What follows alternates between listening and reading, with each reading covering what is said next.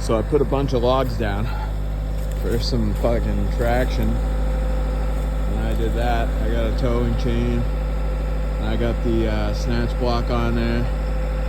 And I got one end of that cable on there. And the other end of the cable on there. And so I just lift up the bucket a little bit, real slow.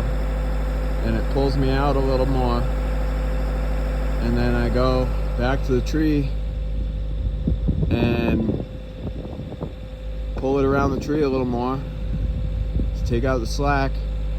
And I come back here and I lift up again. It works really good. It's pulling me out.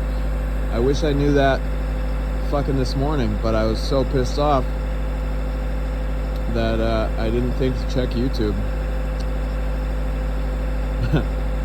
God damn.